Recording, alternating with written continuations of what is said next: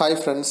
ஆஸ்திரேலிய அணியுடைய முன்னாள் அதிரடி வீரர் மற்றும் விக்கெட் கீப்பர் பேட்ஸ்மேனான ஆடம் கில்க்ரிஸ்ட் அவர்கள் ரிஷப் பண்டை பற்றியும் மகேந்திர சிங் தோனியை பற்றியும் ஒரு சில விஷயங்கள் அவர் சொல்லியிருக்காரு.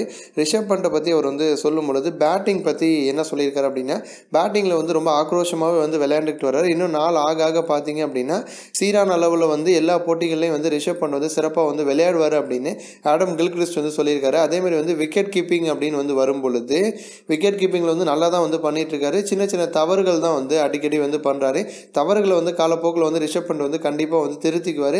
ஸோ விக்கெட் கீப்பிங் பேட்டிங் ரெண்டுலையுமே சூப்பராக செயல்படுறாரு அப்படின்னு கில்க்ரிஸ்ட் சொல்லியிருக்காரு. இன்னொரு அவர் சொன்ன விஷயத்துலேயே ஹைலைட் ஆனது ஒன்று என்ன அப்படின்னா, விக்கெட் கீப்பிங்கை பொறுத்த வரைக்கும் ப்ராக்டிஸ் பண்ண தான் அது வரும். இதில் விதிவிலக்கு தோனி மட்டும்தான். ஏன்னா தோனி விக்கெட் கீப்பிங்காக ப்ராக்டிஸ் பண்ணி நான் பார்த்ததே கிடையாது. அவர் விக்கெட் கீப்பிங்கோட பவுலிங்காக கூட அதிகமாக ப்ராக்டிஸ் பண்ணுவதை தவிர கீப்பிங்காக அதிகமாக அவர் பண்ண மாட்டார். அவர் மட்டும்தான் விதிவிலக்கு அப்படின்னு கில்க்ரிஸ்ட் சொல்லியிருக்காரு. மேலும் அவர் சொல்லும் பொழுது சஹா இந்திய அணிக்கு திரும்பிட்டார் அப்படின்னா சஹா ரிஷப் பண்டை விட சூப்பராக விக்கெட் கீப்பிங் பண்ணுவார். ஆனால் பேட்டிங் அண்ட் விக்கெட் கீப்பிங் ரெண்டுலையும் வரும்பொழுது கண்டிப்பாக ரிஷப் பண்ட் தான் நல்ல ஒரு தேர்வாக இருக்கும் இந்திய அணிக்கு அப்படின்னு ஆடம் கில்க்ரிஸ்ட் அவர்கள் சொல்லியிருக்காரு. ஸோ கில்க்ரிஸ்ட் சொன்ன இந்த விஷயம் எந்த அளவுக்கு சரியானது அப்படின்னு உங்களுடைய கருத்தை கமெண்ட் பண்ணுங்கள். இது போன்ற இன்னும் பல ஸ்போர்ட்ஸ் செய்திகளை தெரிஞ்சுக்க ரெட் கலர் பாக்ஸை கிளிக் பண்ணி நம்ம சேனலை சப்ஸ்கிரைப் பண்ணுங்கள். இந்த வீடியோ உங்களுக்கு பிடிச்சிருந்துச்சு அப்படின்னா லைக் பண்ணுங்கள், ஷேர் பண்ணுங்கள். நன்றி.